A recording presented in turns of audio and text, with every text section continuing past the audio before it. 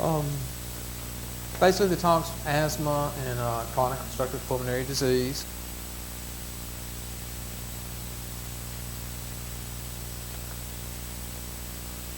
Okay. I am a pulmonologist, and basically what pulmonologist is as a lung physician. You do your 4 years of medical school, 3 years of internal medicine, then 2 to 3 years of pulmonary critical care medicine. Typically, pulmonologists see people on a referral basis, usually sent from family practice, internal medicine, occasionally ear, nose, throat physicians who are seeing people. The pulmonologists specialize in lung disease, so that can be anything from asthma to COPD to lung masses, lung cancers,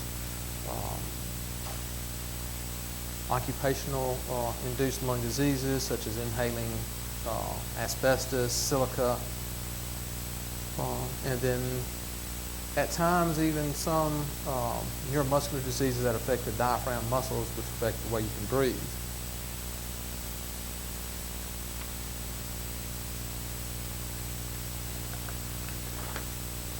First thing we're going to talk about is COPD.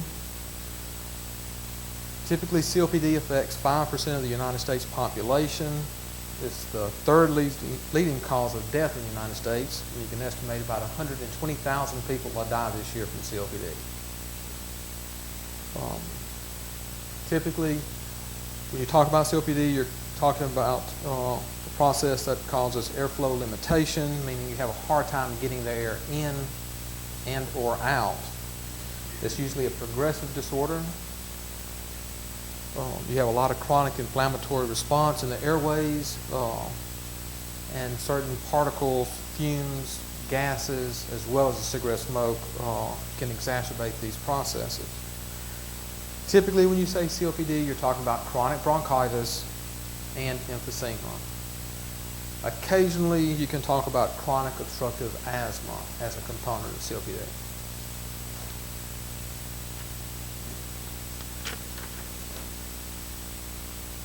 It's very important to find the correct diagnosis for COPD, mainly because if you have the correct diagnosis, you can then treat those symptoms, especially the shortness of breath, so you can improve the person's quality of life. By treating it properly, you have less flare-ups, less severe flare-ups, increase health, increase exercise, and then ultimately increase your survival.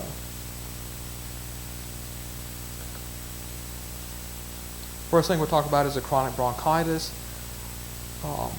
Chronic bronchitis is defined as this chronic productive cough for 3 months in 2 consecutive years. Typically, you rule out other causes of chronic cough. And chronic cough, you can have really atypical causes of chronic cough, such as too much earwax, just blocking your ear canals, all the way to tumor partially blocking your airway. But if you know somebody who coughs frequently and is coughing up mucus, and they can do that they do some in January, then again in February, then again in March, and they're doing it pretty much on a regular basis throughout the year, they have chronic bronchitis. Emphysema is an abnormal permanent enlargement of your airways with destruction of the sacs. Basically, your lungs are going to look like a big oak tree. You have a main trunk in the center of your chest, then a big right branch, a big left branch, and from there it's going to spread out in a 360 degree, just like a large tree would. You have the tubes of the lung, then you have the sacs of the lung. Emphysema typically destroys the little sacs, and the sacs do all the lung work. That's where you breathe air into your lungs, they go into the little sacs. The little sacs are then surrounded by a spider web of blood vessels that take all the oxygen out of the sacs when you get the oxygen in there. Occasionally with emphysema, you can get fibrosis, which is permanent scarring of the lungs that cannot reverse. Occasionally somebody with asthma can have COPD. If you have asthma that reverses, so that you can have an asthma flare-up, but then it's gone and you don't need any medicine, then that's not COPD, that's specifically asthma. But some patients with asthma never develop a reversibility of their asthma. So they're coughing, wheezing, and they're doing it pretty much 5 to 7 days a week. That person can be classified as having COPD.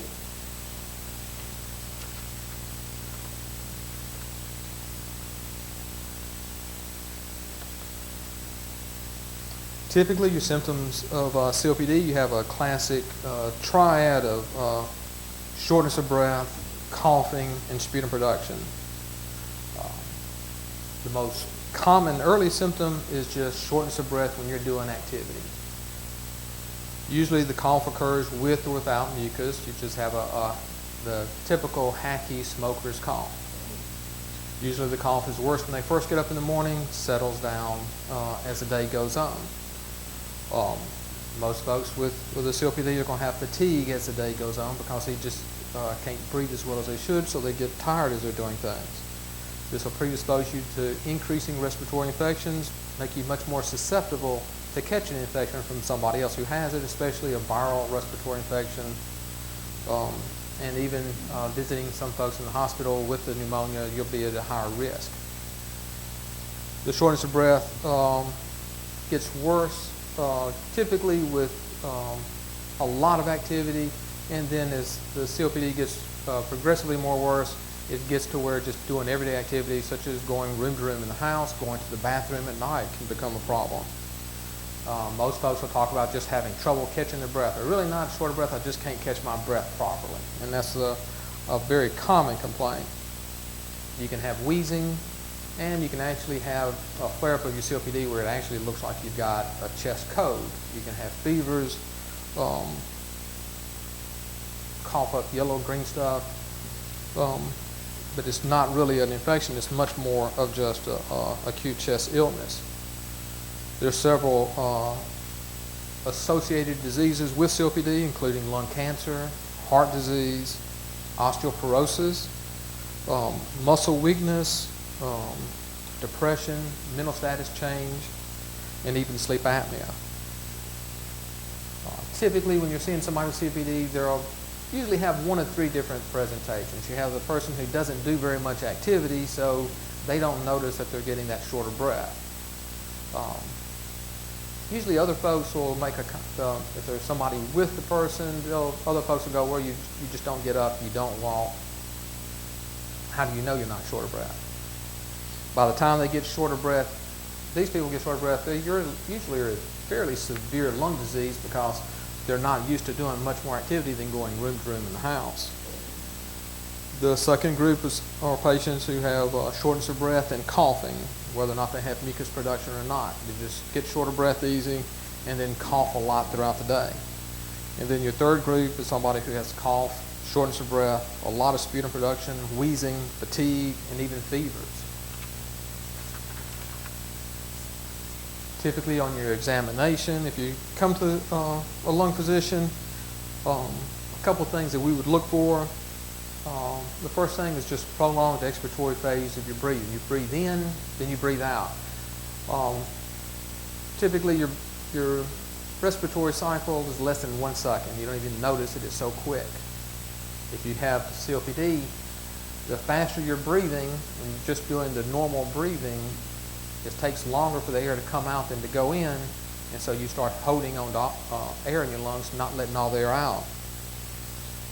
Because of that, you start developing enlarged lungs, or what we call hyperinflated lungs. Your breath sounds, because the lungs are staying full, air is not moving in and out of those spaces, so they decrease. You can have wheezes, what are called crackles, which basically sounds like somebody's pulling a piece of Velcro apart in your lung bases. Your chest cavity, as it develops, as the COPD gets worse, your chest cavity can actually get bigger. Your breastbone area, the front of your ribs, can actually expand outward, so you have almost a barrel-looking chest. Typically, you'll see folks with COPD who, when they're out, they want to lean on things. Either lean down on the elbows, stretch their arms out and grab something, or you see them in the grocery store, they're all going to be leaning over the grocery cart.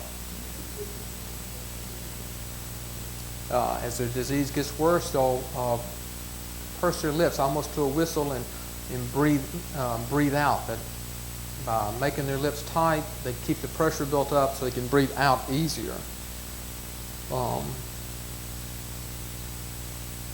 Typically, your diaphragm muscle is a big muscle that separates your belly from your chest cavity. It's about as thick as your wrist area. And that's the muscle that you're going to do all your breathing with. So you see somebody breathing, and you can see their neck muscles moving with it, or they're raising their shoulders with it, or you can actually see their ribs moving some, then they're having a hard time breathing because those are accessory muscles, and you don't use your accessory muscles to breathe unless you're a football player, basketball player, professional athlete, college athlete, somebody who's really exerting themselves a lot. When you come to the office, certain things we will look for. One thing you want to do is do a simple spirometry test. This is a test where they're going to ask you to take a deep breath in, as big a breath in as you can, blow it out as long as you can. Then they'll repeat that once or twice. Then they'll have you take a deep breath in and blow out as fast as you can, much like you're blowing out the candles on your cake. From there, they can come up with certain numbers. We can look at those numbers, and we actually have tables that show you how severe your lungs are based on those numbers. When you're doing the test is adjusted for your age, your height, your weight, and so the tables are really adjusted to comply as closely with the person that you're actually doing the test on as possible. Occasionally you'll get a chest x-ray. Anybody that's having a lot of trouble with shortness of breath ought to have a chest x-ray at some point in time, because there's a lot of things that'll make you short of breath: lung cancers, collapsed lungs, congestive heart failure. So there's a lot more that can make you short of breath than just the COPD. So a chest x-ray helps you rule out some of these other things. Also, there's certain blood tests that can be done to help with that. We have a blood test to look to see how much fluid you're holding onto your body that goes along with congestive heart failure. Somebody with thyroid abnormality can have shortness of breath just from that. And there are certain genetic abnormalities that can make you short of breath. A lot of these are tests that are done in academic centers where they're just trying to get an idea of how many people have them. A few of these we actually have treatments for. The ones we have treatment for, we try to check routinely.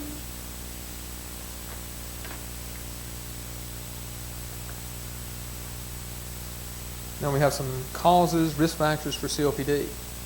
And by far, smoking is the leading cause of COPD, which 80% of people with COPD smoke. All smokers, if you smoke long enough cigarettes per day, you will develop a reduction in your lung function. The magic number for this is about a 40-pack year history. Basically, it's how many packs a day do you smoke times how many years you've been smoking. So if you smoke a pack a day, it can take you up to 40 years to develop significant lung disease. If you're smoking 2 packs a day, it'll take you about 20 years. If you're a good 3-pack-a-day smoker, give yourself about 13 to 14 years, and you're probably going to have a significant lung problem. Concurrent marijuana use with cigarette use will actually shorten those time frames to increase the risk of the COPD. It's very important. What age did you start? A lot of times you'll see folks who started smoking when they were 14, 15 years old. Again, how much did you smoke? If you quit smoking, we're going to ask you, do you know when you quit smoking? Other current risk factors: family history, especially if it's a first-degree relative, your parents, your brothers, your sisters, first cousins, aunts, uncles. If those folks have COPD, then you have a higher risk of developing COPD with them. And there's about 4 or 5 genetic abnormalities that can predispose to this, so you can find some family history of COPD also. Again, most of these we don't have treatments for. They're typically tested in academic centers. It's more of a epidemiology benefit, but certain genetic abnormalities such as alpha-1 antitrypsin deficiency, we actually have medication that we can give to help reverse that process. Then exposure to gases, fumes in the workplace. Welding fumes are very common causes. people who do soldering, spray painting, electricians, plumbers, where you're in and out of attics, in and out of around rat droppings, fiberglass. Then exposure to large amounts of secondhand smoke or even pollution. The pollution aspect is a much more serious problem in places like Los Angeles, other larger cities, where they'll actually have a smog alert and tell people who have lung disease not even to come outside for the day. Then, which should not be a problem here unless you're camping.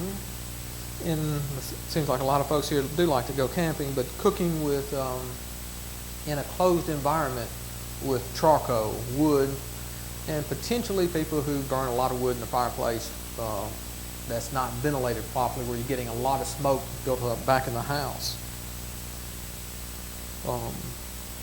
People who have atopic disorders, some dermatitises, some allergies, already is somewhat predisposed to having hyperactive airways, and so their risk of coming down with COPD would be higher than somebody who doesn't have that. And it's not uncommon that somebody's been diagnosed with asthma that actually does have COPD. For the most part, it's rare to see COPD in somebody who does not smoke nowadays, unless you pretty much have an alpha-1 antitrypsin deficiency or an occupation where you're going to get such exposure that you're going to develop a lung problem from it.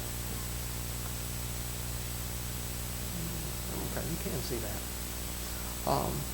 Typically, what we're going to look for COPD, everybody who coughs does not have COPD. Everybody who wheezes does not have COPD. Everybody who wheezes does not have asthma.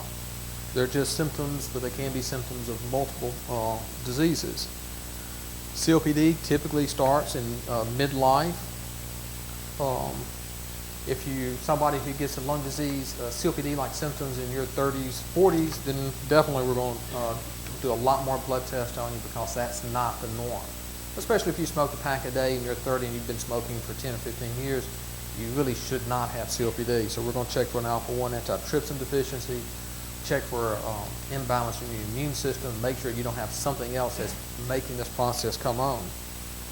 Asthma, most folks with asthma will have asthma as a child, outgrow it, and come back on later in life. But you can develop asthma, though, in adolescence and adulthood also. Central airway obstruction is much more of a tumor that's blocking partial of the airway.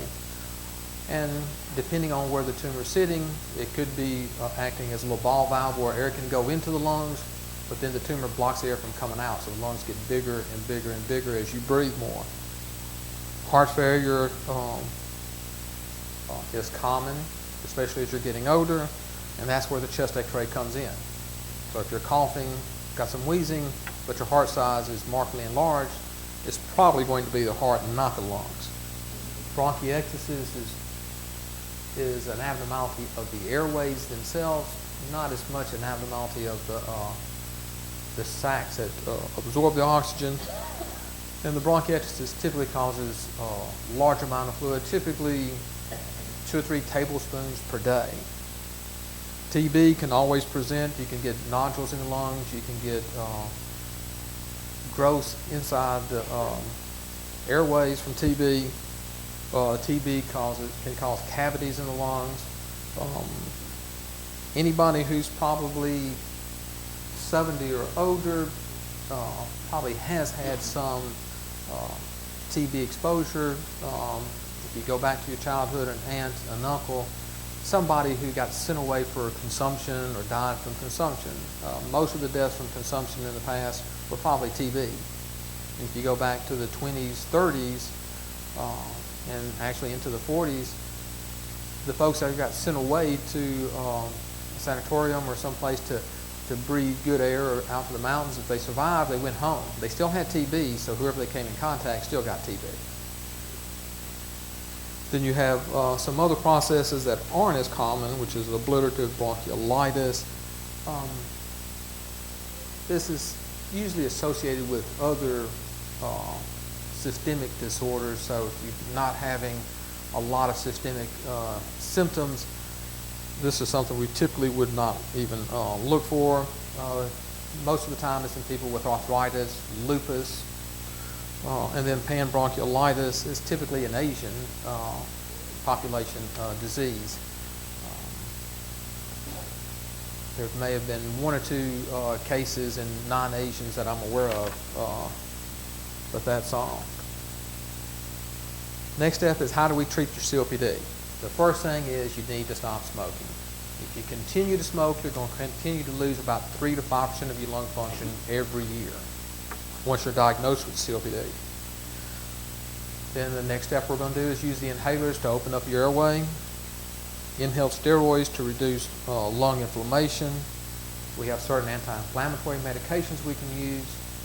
If you're having a flare-up, meaning that you're coughing more than usual, you're wheezing more than usual, and you're more short of breath than usual, definitely may have to go on steroids by mouth for a while.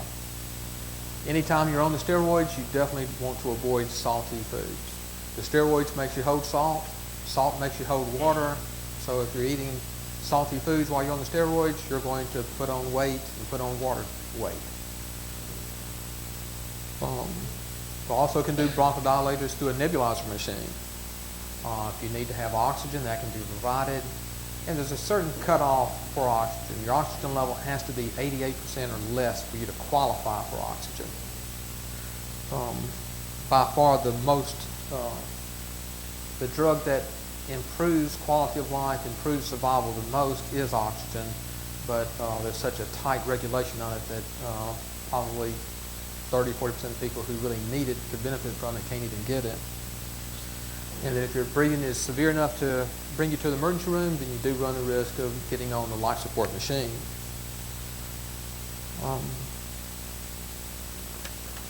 Typically, when we're talking about inhalers, we have a couple different classes of inhalers. We have the beta agonists, which are short-acting medications. Whether you're using them in just a little puffer or you're using it in a nebulizer machine, there's about 4 or 5 drugs, and typically they start working within a minute or two, going to last about 3 to 4 hours, and then they're going to wear out of your system and be gone. So they work good to relieve that tightness in the chest or this sensation that you're having right at the base of your neck. From those, we go into the longer-acting bronchodilators. This is a modification of the short-acting so that these medications will last anywhere from 8 to 12 hours after you've used it. And they don't start quickly. They may take 30 minutes, an hour, up to 2 hours to start working, but then they're going to last for 12 hours, and some up to 24 hours after you've used it, so it gives you a longer area of protection. The next group we have are the anticholinergics, atropines. If you ever had dizziness on a cruise or something, you put a little scopolamine patch on you, that's an anticholinergic. But the medicines with that are, a lot of folks have heard of Combivent or Atrovent. That's the oldest of drugs in that class. And we now have newer drugs in that class that last also for 24 hours. So over time, we've advanced to being able to use a long-acting bronchodilator, long-acting anticholinergic. So one puff once a day of both of those can help a lot of folks for the whole day, so they're not having to carry around so many medications with them every day. We have certain pills that can be used. The most common ones are the leukotrienes. These are medications that typically are more beneficial in folks with allergies. And if you have allergies, then there's probably about a 60% chance that this can make your breathing somewhat better.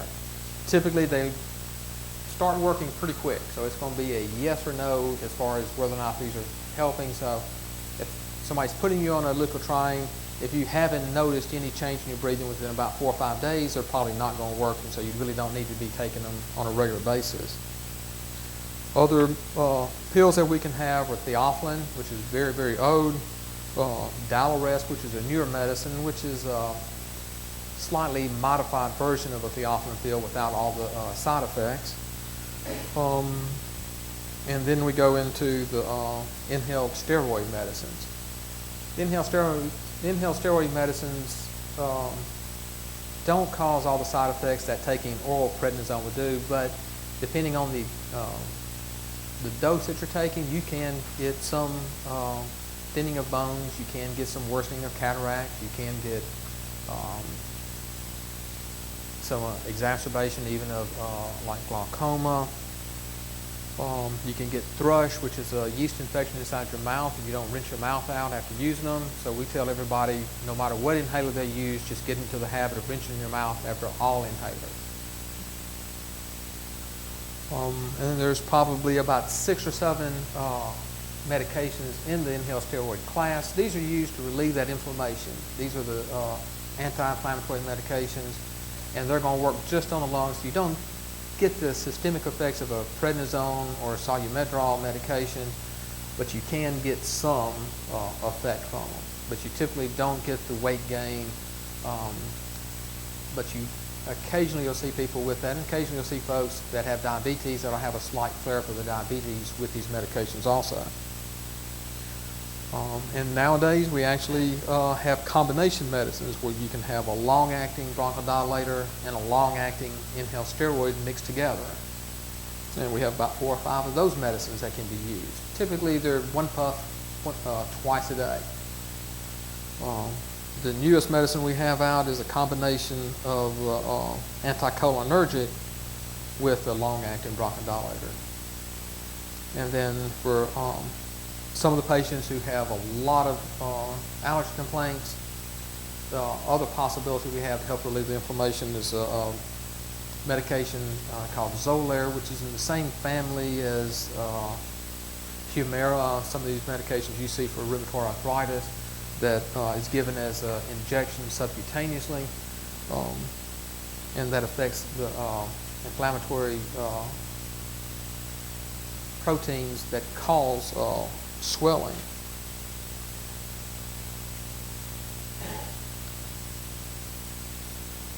Our next topic is going to be asthma. Typically, 75% of the cases of asthma are diagnosed before the age of 7. Children who are wheezing at under 6 years of age usually have, probably 90% of those folks are going to have a benign wheezing, and by the time they're in their 10 years of age or early teens, they pretty well grow out of this and don't have any more problems. There's only a small percentage of the children that are going to have persistent asthma if they started as a child. Most of those are going to be the children who have a lot of allergy symptoms, whose mother smoked when they were pregnant, or whose mother actually had asthma. So those are the risk factors for your child's asthma to continue for their lifelong. Now, asthma is, it's a chronic inflammatory disorder of the airways. Where it distinguishes itself from COPD is that it's reversible. You may have an asthma attack that lasts a week, but then once it clears up and goes away, your lungs are normal. So if you go to the doctor and you do one of these breathing tests, your breathing test may actually be 100% normal. Whereas somebody with COPD, their breathing tests are almost always going to be abnormal. They're pierce going to have some airflow limitation, whether they're feeling good or bad for the day. Most of the time you have recurrent episodes with wheezing, shortness of breath. Very commonly people complain of just chest tightness, and by far the number one symptom of asthma is going to be cough. I've got a cough and it won't go away. All asthmatics will cough. Some asthmatics will wheeze, but all asthmatics are going to cough. Typically, they're going to wake up in the morning with a cough that's going to linger for a couple of hours, and it may peter out a little bit, but it'll depend on what else they're doing during the day, whether or not it'll come back.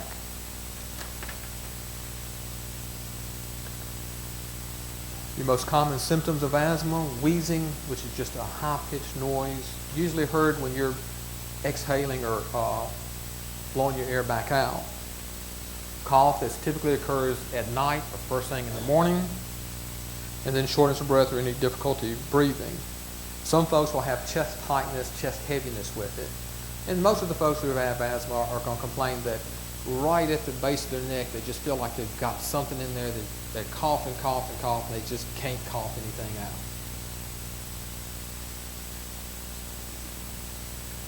Typically, asthma symptoms can be triggered by exercise. If you've got a exercise-induced asthma, it's going to usually start within about 5 to 15 minutes of doing your exercises, and then it's going to last about 30 to 60 minutes by the time you quit. But then it's usually a self-limited problem. You can actually pre-treat yourself before doing your exercise with your albuterol inhaler, and since it's going to last you for 3 to 4 hours, as long as your exercise isn't going to last 3 to 4 hours, you're probably going to get through with it. Cold air also is a very common trigger for asthma, whether it's at the grocery store in the frozen food section, or if it's 25, 35, probably upwards to about 45, 46 degrees outside. And then exposure to different allergens. It can be cats, dogs, birds, mold, mildew. And then definitely viral infections are a very common trigger, especially during the wintertime. Simple common cold may trigger somebody's asthma. And over the last 5 or 6 years, we've seen more and more folks who've had flu-like illnesses, maybe not really influenza A, influenza B, but a much stronger viral infection that was probably negative for the flu, but after the infection wears off, they still cough. And the viral infection has a predilection for irritating the major airways of your lungs, and so you're going to end up with an asthma symptoms going on for about 6 to 8 weeks after the infection. Sometimes you can actually, some people with asthma, their trigger are aspirin products, Motrin, Aleve, ibuprofen, Celebrex, a lot of medications you've used, a lot of the non-steroidals that are used for rheumatoid arthritis, joint pains, can actually cause asthma in some folks. Typically those people, their symptoms are going to develop in about 30 minutes to about 120 minutes of taking the medication. And usually when we see these people, they're in the emergency room. This is something that will typically bring you to the emergency room, and I'd say about 50% of the time these are folks who end up on life support machine for a day. Again, if you're doing the examination on somebody with asthma, you're going to check your breathing test. Take a deep breath in, blow out as long as you can. Take a deep breath in, blow out as fast as you can. That's going to give us certain numbers. We can look at those numbers and say you have mild, moderate, or even severe asthma. A lot of times we give people with asthma a little peak flow meter where you can blow into it, and it shows that when you blow out you can get 350 liters per minute, you can get 450 liters per minute, and what you can do then is set that as this is my baseline number, and when you're having a flare-up and you call the doctor and go, hey, I've started getting some chest tightness, I'm doing my peak flows, they've dropped from my normal of 450 down to 250. Then that should be a signal to your doctor that, okay, we need to go ahead and get you on some steroids right now and get this stuff cleared up right now. Certain blood tests can be done. You want to make sure somebody's not anemic. You want to get the chest x-ray again and make sure that their wheezing is not caused by a tumor, their shortness of breath, their wheezing is not caused by a tumor pressing on their airways. The blood cells in your body that sort of respond to the asthma or the eosinophils, you can actually check how many eosinophils you have in your blood system. And again, you still rule out that alpha-1 antitrypsin deficiency. Allergy tests aren't necessary for asthma, but if you have a lot of seasonal kind of allergies, allergy tests may show that by treating 3 or 4 allergies, your asthma decreases by 80%. So it may be very beneficial, and it's much more beneficial in the children than in adults. For asthma, your causes, your risk factors, again, a personal history of atrophic disease such as dermatitis, seasonal allergies, and typically when we talk about seasonal allergies, you're talking about the runny nose, watery eyes, all the postnasal drainage. Each year the allergens are a little bit different. The last 2 years, the pecan allergens have been the more severe. The pine have not been as bad. Other factors that can make your asthma worse, pets inside the house, your cats, dogs, people who are still smoking, workplace exposures, and then sulfite sensitivity, which is fairly common problem. These are people who cough or wheeze after eating shrimp, dried fruits, processed potatoes, beer, wine, and occasionally you can see some sulfite allergies in some people who are actually taking Lasix or furosemide as a diuretic.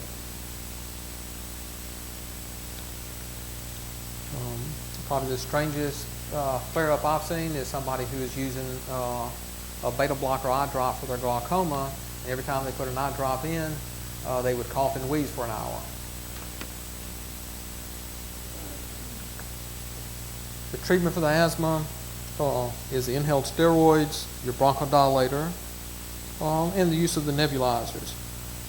Asthma is a little bit different than COPD. The medications that you're going to use for asthma, COPD are basically the same group of medicine. You have your short-acting bronchodilators that are going to relieve your symptoms now but aren't going to do anything to modify the disease. Your long-acting bronchodilators that help you get through the day a little bit easier. Your anticholinergics. And then your steroids, which are your mainstay. Your inhaled steroids are the things that help remodel the lungs lining to make it less irritable and make it harder for you to have a coughing or wheezing event. Typically with asthma, we try to do, it's recommended that you try to do like a stepwise approach. If you have intermittent asthma where, 3 or 4 times a year I need to have an inhaler, but outside of that, I don't need anything. Well, that person, you'll just give a simple albuterol inhaler. They can use it as needed. If it's a bad flare-up, call the doctor. We may need to use a short course of steroid. But just a short-acting bronchodilator is the only medicine these people would need. Then you get into the group that has persistent asthma. These are folks who are having symptoms either daily or at least 2 or 3 times per week. You want to start off with that short-acting bronchodilator, and that's what they carry around with them 24 hours a day, 7 days a week.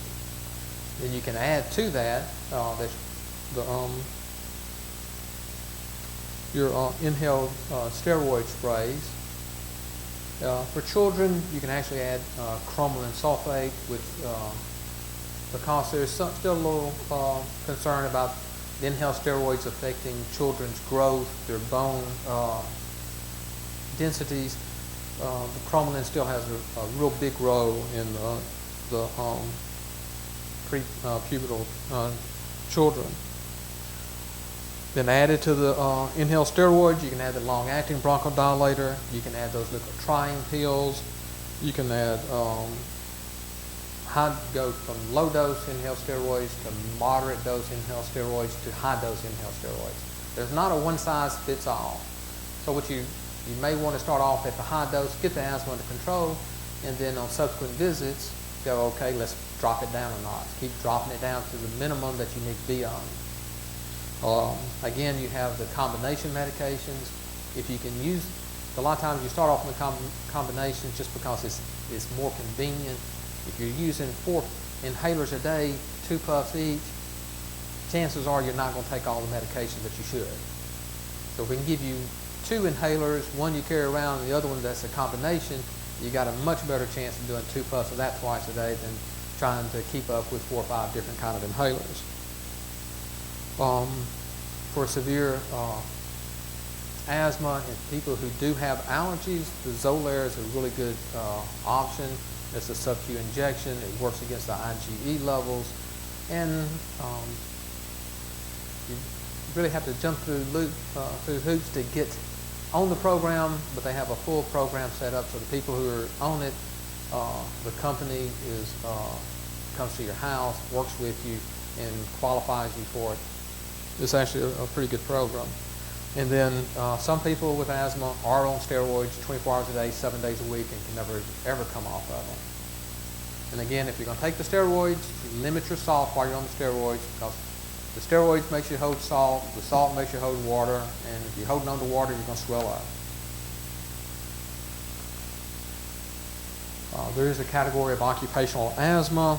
This is just a work-related asthma characterized by airflow obstruction, hyperreactive airways, inflammation, but it's associated with workspace. I've seen nurses before who, when they come in and they put the strippers on, when the workers come in different floors of the ICU and they put the strippers on the floor to remove the wax and re-wax them, they go into an asthma attack every time for 3 or 4 days.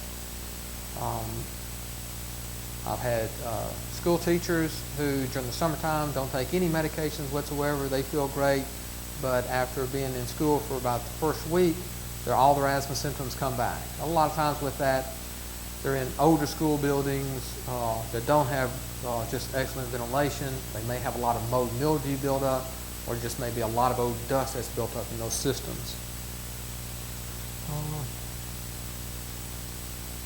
But the other occupations, again, plumbers, electricians, anybody who's crawling in attics, anybody who's going in basements, people who are doing painting,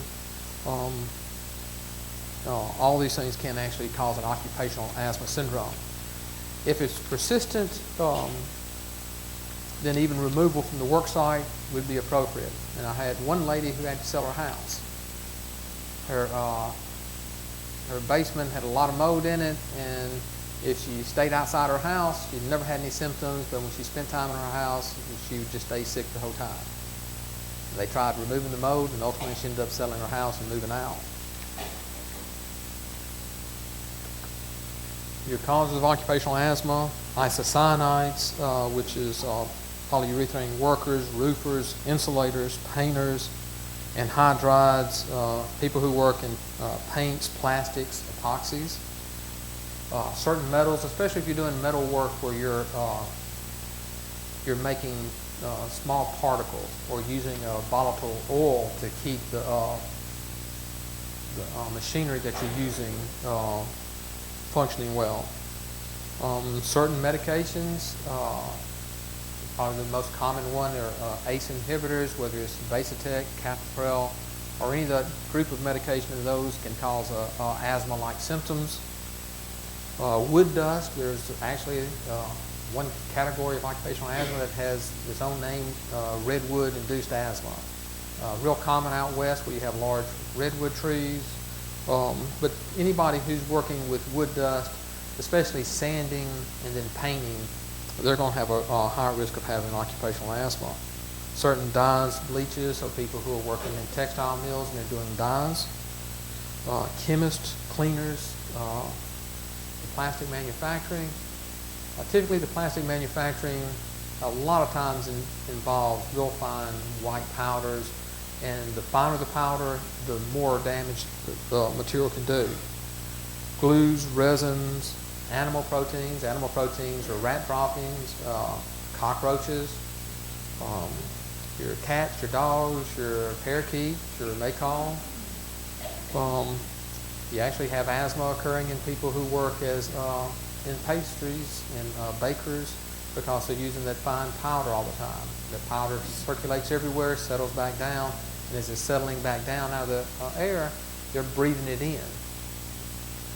Certain enzymes and plant proteins can also cause asthma. Occasionally you'll see somebody that has wheat allergies, milk allergies, that actually have allergies with their breathing associated with their the normal GI irritation that they get from these products.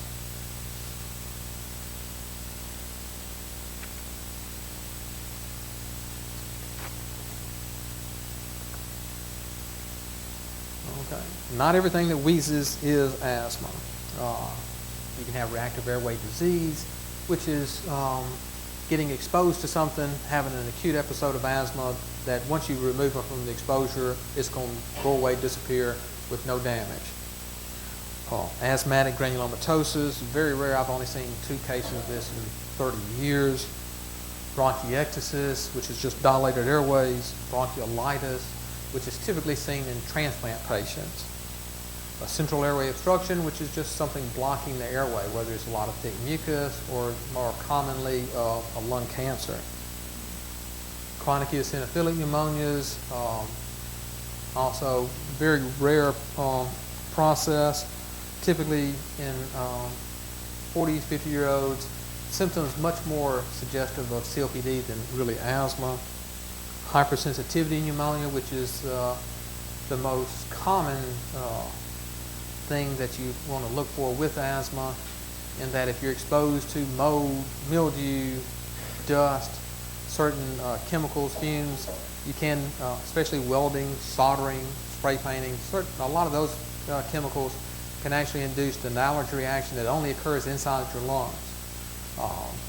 Certain funguses that everybody breathes in, Aspergillus, histoplasmosis, certain people will actually develop an allergy reaction just inside their lungs from having the fungus in their lungs just living with them. Obstructive sleep apnea, which is very common. Reactive airway dysfunction syndrome, which is typically more of an occupational asthma. Sarcoidosis, which is a granulomatous lung disease. Typically you have skin rashes with that, and it does have a tendency to run in families, but usually the chest x-ray leads you to the diagnosis of sarcoid. And then vocal cord dysfunction, which is an abnormality of your vocal cords, where your vocal cords don't open all the way or have a little bit of a spasm in it, and because the vocal cords are not aligning themselves properly, air's coming through a smaller airway, so you're going to wheeze with it.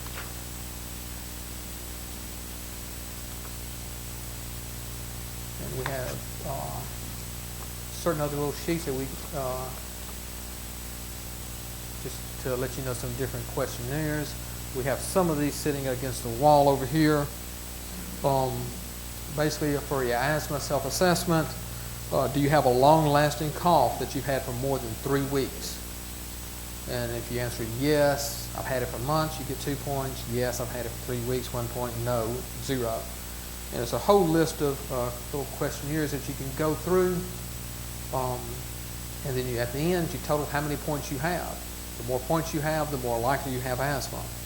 Do you ever wake up at night coughing? Yes, 1 point.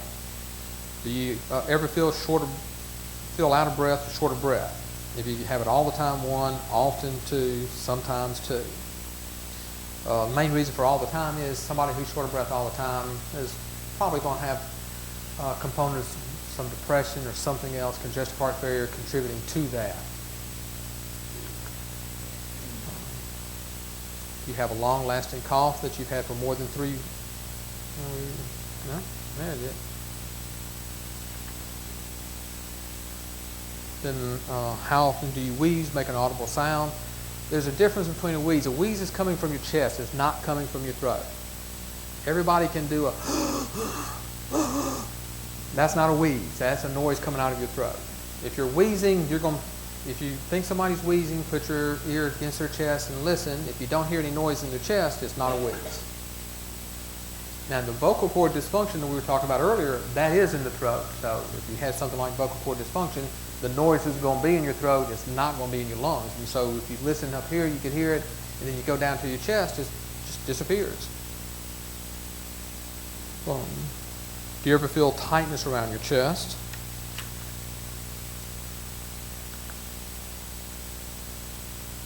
And do your symptoms get worse if you get exposed to these triggers? The triggers are cold air, smoke, traffic fumes, food additives, emotions. I've had patients that every time the stock market falls, they're having an asthma attack. And actually are having an asthma attack. That's how they dealt with their stress. They just went into an asthma attack. Animal hair, cat saliva, pollens, mold spores, perfumes. If you're allergic to certain pines, cedars, that kind of thing, and your perfume has a strong cedar base, then every time you put that on, you may have a wheeze. Exercise. Do you seem to have chest infections more than other folks? And sometimes a common question I'll ask somebody is, over the last couple of years, have you noticed every time you pick up a cold, the cold goes away in 3 or 4 days, but your cough takes another week or 2 to go away? If you're doing that, you probably have asthma, and the only exacerbating factor is the infection. So once the infection goes away, the coughing, the wheezing is self-limited and typically will go away in 2 or 3 weeks. If it's a viral infection or something like the flu, it may not go away for 8 to 12 weeks. And then is there any family history of asthma, eczema, allergies, hay fever? And then you can sort of total up your points here.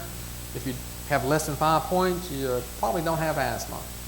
If you've got 5 or 10 points, you possibly do have asthma, or you got something going on that is affecting your respiratory system. And if you score 10 to 50 points, you very well have asthma. And this just helps you to get some questions. Likewise with COPD, you have a set of questions that you can ask. Typically COPD is you've got to have smoked, typically somebody who has smoked for a long enough period of time. So are you 40 years of old or older? If you're under 40, chance of having COPD is pretty slim. Have you been exposed to airway irritants such as cigarette smoke, other noxious stimuli? Do you get short of breath more than other folks in your age group? Do you cough throughout the days, most days of the week? Do you cough up mucus on a regular basis? Does anybody else in your family have COPD? If you answer yes to 1 or 2, and you're having trouble breathing, then it's time to go ahead and get that checked out. If you answer no, then your breathing may be related to something other than the COPD.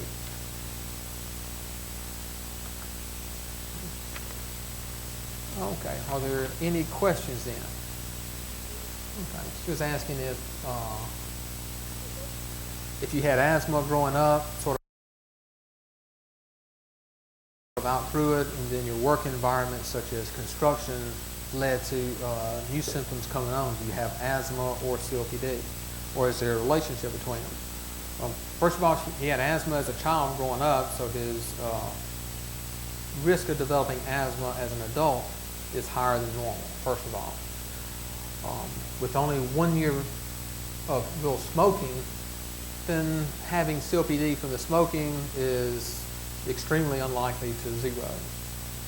Then in construction, it would depend really on what he's doing in construction. If he's more of a foreman, where he's not actually doing the sheetrock dust, the painting on a day-to-day basis, less likely to be related to the COPD.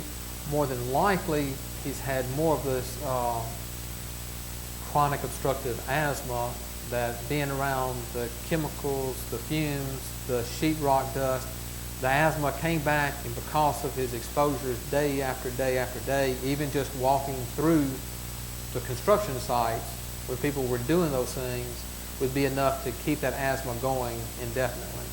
And then after a while, the asthma, yes, has now changed into COPD. But it's more of a chronic obstructive asthma than probably the COPD. What you'd really want to do with that is definitely want to get your breathing test checked to see, do you have any findings that would suggest the COPD, or is it all just obstruction? If it's just obstructive changes, then probably has more of a chronic obstructive asthma that has now evolved into COPD. Her question was, she has a child that has been diagnosed with allergy-induced asthma.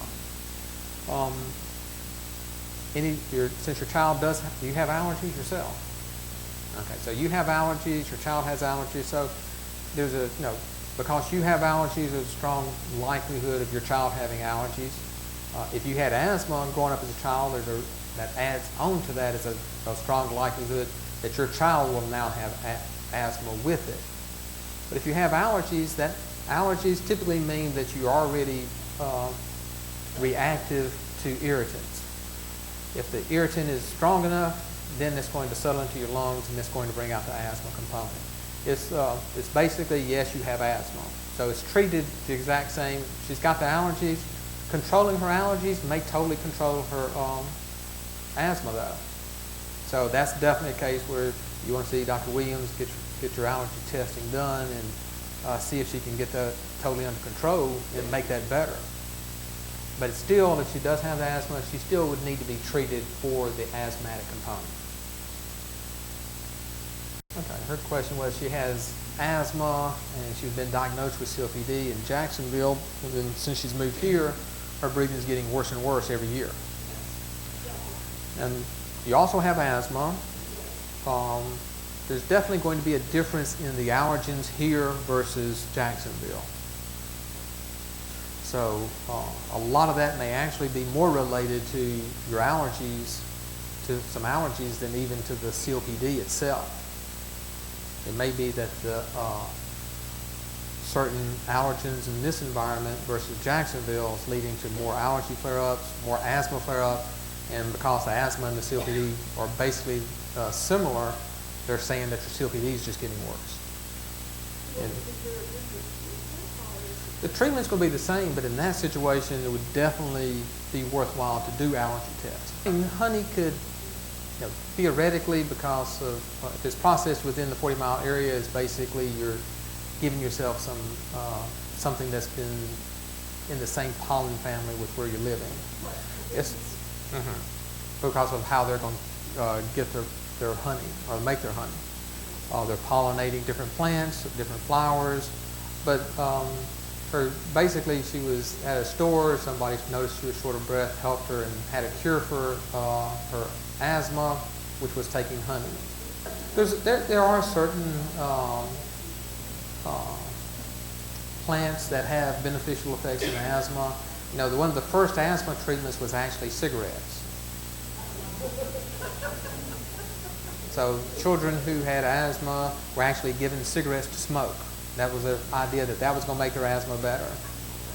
So, but what she said is she's gotten her honey. She's using the honey, and she has started feeling better. But you still need to treat the asthma, the COPD. You need to make sure you've had a breathing test to see which one is it more likely to be, asthma or COPD. You can't tell by a chest X-ray.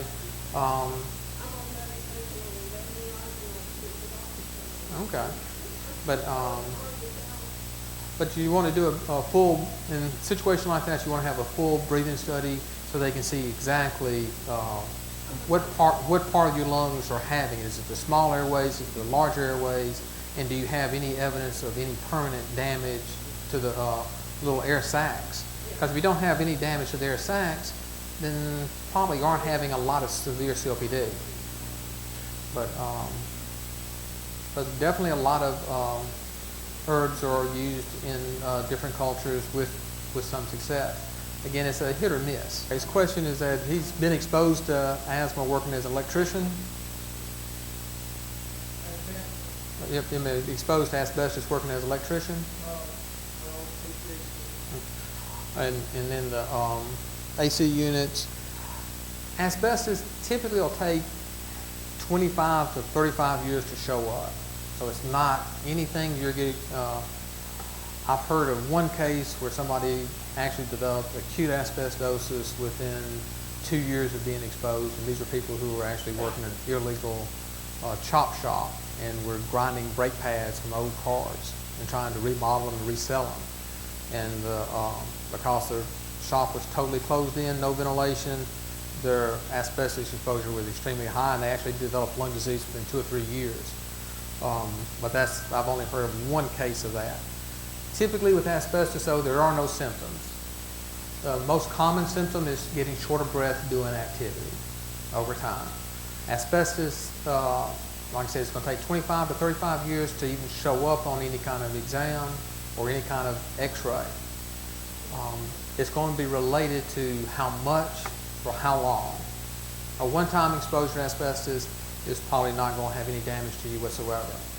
As far as mesothelioma is concerned, most folks with asbestos exposure do not have mesothelioma. That's one of several presentations of asbestos. By far the most common symptom of asbestos is just going to be what's called a pleural plaque, which is calcification along the outside lining of your lung between your lung and the rib cage. That's by far probably 85% of all people with asbestos are going to have these calcified pleural plaques. And if you haven't had trauma to your ribs where you had blood build up in your chest cavity, then almost 100% of people with pleural plaques we'll typically say you have no other factors, therefore your plaques are related to asbestos if you've got a history. The other factor you'll get with asbestos is pulmonary fibrosis, which is severe scarring of the lungs. That's even more common than mesothelioma. But as far as symptoms, because of the pleural plaques prevent your lungs from opening and closing properly because they basically end up gluing your lung to your chest wall so it can't move freely anymore. And and the fibrosis causes your lungs to get really, really stiff the way they can't open and close normally. Both of those are just going to give you shortness of breath. The mesothelioma is a malignancy. There's really no cure for it. Definitely is a terminal condition if you do develop it. But they're definitely the smaller population with the mesothelioma. The typical symptoms for mesothelioma are going to be shortness of breath. You may or may not have a cough if that's the only symptom you've got, because it typically develops where some of those calcified plaques are. And the mesothelioma is a cancer that develops between your rib cage and the lining of your lungs, and then it spreads into the lungs from there. So you're not typically going to cough up blood. You're not going to have a lot of coughing. You may have some shortness of breath. And by far the best study you can possibly do is do a CT scan of your chest. If the CT scan comes back normal, then you don't have any asbestos-related lung disease. Any kind of work where you're doing, where you think there may be some asbestos, you want to go ahead and wear you a protective mask. Especially if you're going to a home, basically that was built before 1970, you want to have a mask on. Another thing you got to remember is, if you don't irritate the asbestos, it's not going to irritate you. So don't pull it off. If you had asbestos in this room, as long as nobody was going up with a hammer or a pin and cutting into it, the asbestos is safe. It's only when you start trying to remove it and releasing the fibers out in the air that the asbestos becomes a hazard to whoever's around. Okay, the question is, if you have COPD, does exercise help your breathing? The answer to that is yes, it does. Now, your lungs don't have muscle in them, so your exercise doesn't do anything really to your lungs as such. But what the exercise does, it makes all the muscles that you're using when you exercise, it makes them stronger. It's basically like if you take your car in and get it tuned up, you get better gas mileage. You didn't change the engine out, you didn't change the gas tank out, it just runs more efficiently. And that's what the exercise is doing to your body. It makes the muscles need less oxygen for every activity you do, so everything you do, you can do more of. But the exercise is definitely what you need to do. If you've got COPD, depending on the severity, you really aren't, exercises in COPD aren't cardiac exercises. They're not, see how much you can do, how fast you can do, get your heart rate up really, really quick. You don't need to do that with COPD. Only thing you want to do with COPD is just do simple exercises, increase your muscle strength, increase your muscle tone, and that then, every time you start lifting, carrying, going to the store, doing this and that, you'll be able to do just a lot more because your muscles are now toned and they don't need oxygen as much. Okay, question is, what do you think of e-cigarettes? They have their place. There's still a lot of controversy about and there's a lot of controversy about, there's no real regulation as far as what can be in them. Most of them have nicotine in them, but there's no regulation about what else is in it, and that's where the question about those come into it. If you're doing e-cigarettes, you're still putting nicotine in your body, so you still have the side effects of nicotine. Heart disease, and it's still going to increase your risk of lung cancers, mouth cancers, esophageal cancers, and all this kind of good stuff. So it doesn't, it decreases your risk of progressive lung disease from COPD, chronic bronchitis, emphysema, but it doesn't decrease your risk of these other things. You should use the e-cigarettes as a tool to go from smoking a pack a day to getting you down. Use the e-cigarettes as a means to, I need to have something, and I just need a fix now in one or two. If you can get by with, you don't need to do 20 e-cigarettes a day. You don't need to replace one e-cigarette for one cigarette. What you want to use with those is, and typically what I tell folks, if you're smoking a pack a day, if you sleep 8 hours, or if you're laying in bed 8 hours a day, and hopefully nobody's smoking in bed. So if you're laying in bed 8 hours, whether or not you're sleeping for the full 8 hours, that means that you've only got another 16 hours a day to smoke. If you're smoking a pack a day, that means that from the moment you wake up to the moment you go to bed, every 45 minutes you got to light a cigarette. If you do a 2-pack per day, then that's 40 cigarettes a day during those 16 hours. So every 15 to 20 minutes a day, you're lighting a cigarette. And so what I tell folks with e-cigarettes is try to back down on the number of cigarettes you're smoking right now. Instead of one every 15 minutes, every 50 minutes, why don't you have one every 2 or 3 hours?